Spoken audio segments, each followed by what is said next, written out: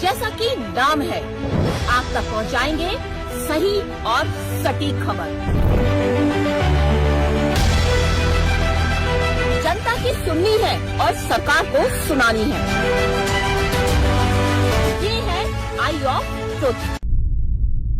नमस्कार दोस्तों, आप देख रहे हैं आई ऑफ ट्रुथ और मैं हूं आपके साथ अनु जैन रहोदगी। बिहार चुनाव सर पर है और हर कोई बिहार की राजनीति में दिलचस्पी रखता है। सबकी निगाहें बिहार पर है कि बिहार में क्या होने वाला है।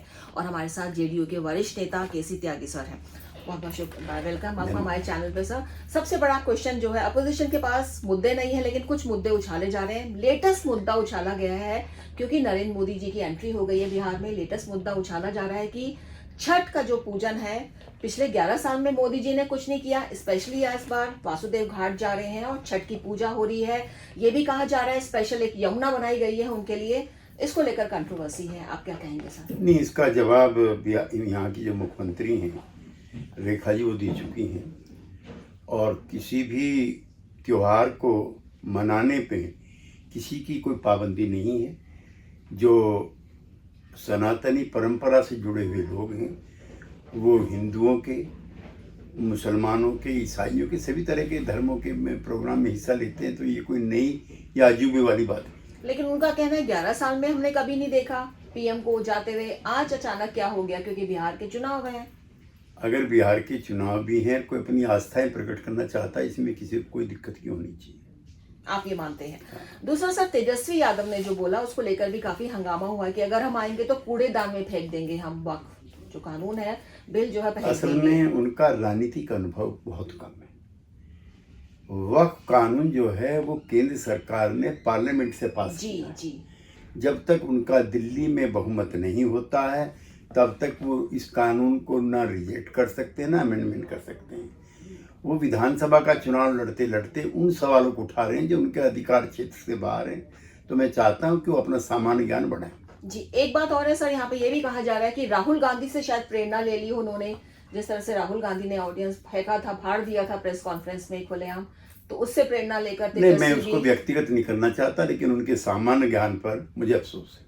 आपको लगता है कि अब दूसरा सर, एक विपक्ष के पास एक मुद्दा था वो उसको लेकर चला था वोट चोरी का। लेकिन जिस तरह से बिहार में सिनेरियो बन रहे हैं वो बिल्कुल फुस हो गया है। तो विपक्ष के पास अब कोई मुद्दा नहीं है? उनके पास पहले भी कोई मुद्दा नहीं था। आप याद करो, पिछले चुनाव में भी वो ईवीएम लेके चले थे। जी जी।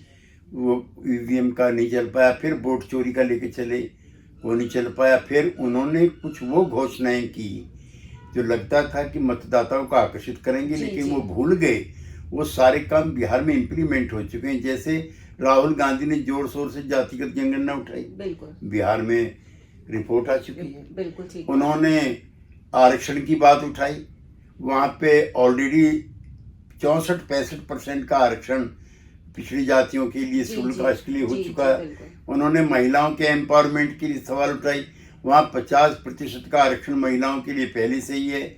अब 10-10 हज़ार रुपये उनको आर्टिजन स्टेट बिल्डअप करने के लिए दिए जा चुके हैं। बच्चों की शिक्षा का न उठा, हर घर की एक लड़की को साइकिल दी जा चुकी है पढ़ने के लिए। 5-5 एयरपोर्ट आज काम कर रहे हैं, कई मेडिकल इंस्टीट्यूट खुले हैं। तो जो कह रहे हैं, योजनाएं बता रहे हैं, वो हम इम्प्लीमेंट कर चुके हैं। एक मुद्दा है सर उनके पास, अगर आप मानेंगे इस बात को, कि जो भी बात चल रही है एनडीए के जितने भी नेता हैं वो ये सब कह रहे हैं कि जो हम चुनाव है नीतीश जी के नेतृत्व में लड़ रहे हैं, लेकिन सीएम फेस क्या होगा इसके बारे में, क्योंकि जैसे ही तेजस्वी यादव का घोषणा करी उन्होंने सीएम फेस, उसके बाद एक मुद्दा उन्होंने उछाल दिया कि एनडीए के पास तो नेतृत्व कह रहे हैं, सीएम फेस। 2005 में श्री अटल बिहारी वाजपेयी जी ने, समूचे एनडीए ने नीतीश कुमार जी को मुख्यमंत्री का कैंडिडेट प्रोजेक्ट किया था, मुख्यमंत्री बनाया था। तब से लेकर के अब तक वो बिहार के विकास के लिए निरंतर प्रयास कर रहे हैं और काम भी कर रहे हैं। तो चुनाव अब चल रहा है, जंग है, युद्ध का मैदान है। तो युद्ध के मैदान में योद्धा नहीं बदले जाते, लिहाजा नीतीश कुमार ही चुनाव के बाद उसका नेतृत्व करें। एक क्वेश्चन और यहाँ पे आ रहा है कि सर फीडबैक जो आती है, और जिस तरह से आजकल आपको पता है इन्फ्लुएंसर का दौर है, लोग घुसते हैं और लोगों से बात करते हैं, लोगों का जो है देखा और सुनने में आ रहा है, फीडबैक भी आ रही है, वो कह रहे हैं कि हमें सरकार तो यही चाहिए लेकिन हम चेहरा बदला हुआ देखना चाहते हैं। नहीं, लोगों को सरकार भी यही चाहिए और सबसे क्रेडिबल चेहरा जो है वो भी नीतीश कुमार का है। मैं आप ही से पूछना चाहता हूँ, किस पार्टी में उनके जैसा प्रतिभावान, उनके जैसा ईमानदार, उनके जैसा सिंसियर टू द पर्पज, उनके जैसा काम करने वाला और कौन चेहरा है? किसी पार्टी में नहीं। आपको लगता है कि चिराग पासवान कहीं ना कहीं आगे जाकर, चिराग जो है वो बाद की पीढ़ी के, आज की पीढ़ी में नीतीश कुमार का कोई विकल्प नहीं है। लेकिन हो सकता है बिहार की जनता चाहती हो कि कोई यंगस्टर अब आए सामने। और बिहार की जनता ने पिछली बार उनकी एक विधानसभा में सीट जीती थी, पता नहीं आप किस आधार पे ये कहना चाहती हैं? जी हाँ, एक और क्वेश्चन है सर, नीतीश कुमार के बारे में बिल्कुल आपने ठीक कहा कि बातें बहुत बनती है। पिछले चुनाव में भी ये बहुत आया था सामने कि नीतीश जी अच्छा नहीं कर पाएंगे, लेकिन सबको छोड़ के नीतीश जी ने काफी अच्छी परफॉर्मेंस दी। और इसके पीछे लोग कारण ये मांगते हैं कि बिहार की आधी आबादी यानी महिलाएं नीतीश जी को बहुत पसंद करती हैं। मैंने बताया आपको, जितना वुमेन एम्पावरमेंट वहाँ पे हुआ देश में, मैं चुनौती दे रहा हूँ आपके चैनल से, देश में कहीं पर भी नहीं हुआ है।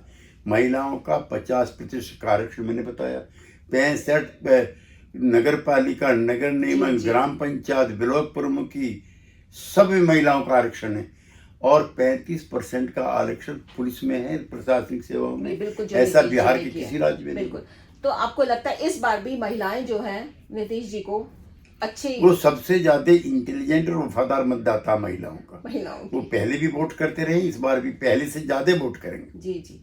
एक और बात है सर, जो पीएम, अब पीएम की एंट्री वहां पे हो गई है नरेंद्र मोदी जी की, लेकिन दूसरी तरफ अगर आप देखें राहुल गांधी जिस तरह से बिहार का उन्होंने लगातार दौरा किया, जनसभाएं भी की और भीड़ उमड़ी उनकी, ऐसी बात नहीं है, लेकिन अचानक राहुल गांधी गायब हो गए और अशोक गहलोत जी सामने आ गए। और उसके बाद राहुल जी नाराज और निराश हैं तेजस्वी यादव के मुख्यमंत्री का कैंडिडेट का चेहरा प्रोजेक्ट करने की। जी, उनका ऐसा मानना था कि यात्रा के दौरान जिस तरह का रेस्पॉन्स मिला वो लिमिटेड जातीय समूह का नहीं था, वो मल्टी कास्ट मल्टी क्लास था।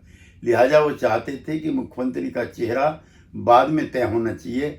अगर पहले ही तय होता है तो वही जो आरजेडी का लिमिटेड जनाधार है उससे बाहर वो नहीं निकल पाएंगे, और राहुल जी की बात को स्वीकार नहीं किया गया, इसलिए वो बैक गियर में चले गए। मतलब नाराज है वो राहुल, लेकिन अब निराश भी, लेकिन अब फिर वापस फॉर्म में आ रहे हैं। और प्रियंका गांधी और राहुल गांधी की बहुत तमाम अब वो बहुत लेट हो चुका है, क्योंकि जब नेता का चुनाव हो गया और कांग्रेस पार्टी के लोकल नेतृत्व ने 5-6 सीट मांग करके वो बार्गेन कर लिया, तो जो सपना उन्होंने देखा था पद यात्रा में वो उनका फेल हो। एक और बात है सर, यहाँ पे ये भी बात हो रही है कि जिस तरह से अमित शाह ने वहां दौरा किया और जिस तरह से डैमेज कंट्रोल किया, क्योंकि बगावत तो एनडीए में भी हो रही थी, काफी सारे आपके जो थे उम्मीदवार, लेकिन अमित शाह के एक दौरे ने कहते हैं कि बाजी पलट दी वहां पे। आप क्या सोचते हैं? ठीक, वो अनुभवी हैं, मैनेज करते हैं चीजों को बढ़िया तरीके से, उनकी पॉलिटिकल जो उनकी हैसियत है वो भी प्रभाव डालती है।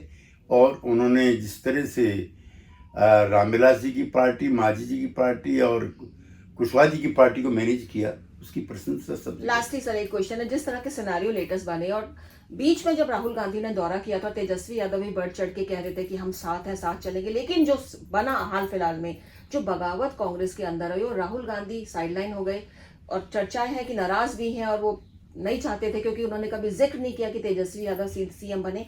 अब ये सिनेरियो सामने आ गया। आपको लगता है जनता जो है वो सब देख रही है, उसको लग रहा है जब महागठबंधन में कुछ ठीक नहीं है तो एक नेतृत्व कहां से आएगा? तो कहीं ना कहीं ये बहुत एक एनडीए को एज मिला है। मैं तो आपसे पहले ही कह रहा हूँ, ये अकेला प्रदेश है, ये अकेला गठबंधन है, ये अकेला नेता है जो 20 साल की तथाकथित इनकम्बेंसी के बाद भी उपरोक्त इनकम्बेंसी में चेंज कर रहा है। एक और लास्ट क्वेश्चन है हमारे दिमाग में आगे चलते चलते, सर्वे भी आए और लोग भी कहते हैं अभी तक जो है एनडीए, ये लोग कहते हैं जंगल राज नहीं छोड़ रहा है, कि जंगल राज के बेस पे, लेकिन पिछले 20 साल में अगर आप देखें तो नीतीश जी का ही राज था। और जो मतदाता है जिसकी उम्र इस समय 20 से 30 साल के 35 साल के बीच में है, उसको जंगल राज का पता ही नहीं है।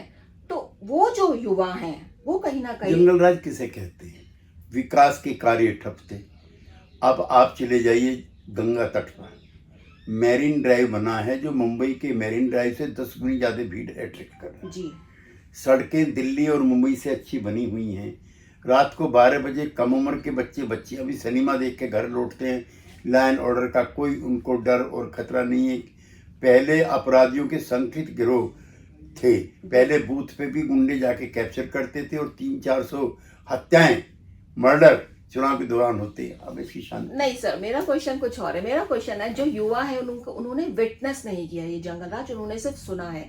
वो युवा इस समय क्या बेरोजगारी जो थोड़ी बिहार में और जो मुद्दे हैं उसको लेकर कहीं ना कहीं वो रोज जो नौजवान है जो आज़ादी के बाद पैदा हुआ, जो 20-30 साल के बीच में है, वो समाचार पत्र भी पढ़ रहा है, वो आपका टेलीविजन भी देख रहा है, वो व्हाट्सएप भी देख रहा है, तो उसको पता है आपको लग रहा है कि वो कोई इफेक्ट नहीं कोई डालेगा इफेक्ट नहीं जंगल पड़ता। राज? उनके घर के पुरखे हैं, वो अपने रात को अनुभव बताते हैं। मैं ऐसा नहीं मानता। नहीं मानते हैं। बहुत बहुत शुक्रिया सर, आपने सब जानकारी दी। तो हमारे साथ थे केसी त्यागी जी, जिनका मानना यही है कि जो बिहार में जो एक बात चल रही है कि नीतीश जी जो इतना कॉन्फिडेंस होके हमेशा सामने आते हैं, उनके पीछे कौन सी फोर्स है, वो फोर्स महिलाओं की है। और इस बार भी महिला वोटर्स, जैसा सर कह रहे हैं, फेथफुल होती है सबसे ज्यादा, वही जो एक अच्छी परफॉर्मेंस आएगी उसके पीछे कारण वही बनेगा। नमस्कार। हमारे चैनल आई ऑफ ट्रुथ को सब्सक्राइब कीजिए YouTube पर, इसे फॉलो कीजिए Facebook पर, Instagram पर, Twitter पर और कू पर। हमारे चैनल के बारे में फीडबैक देने के लिए हमें मेल कीजिए ioftruth.6@gmail.com पर।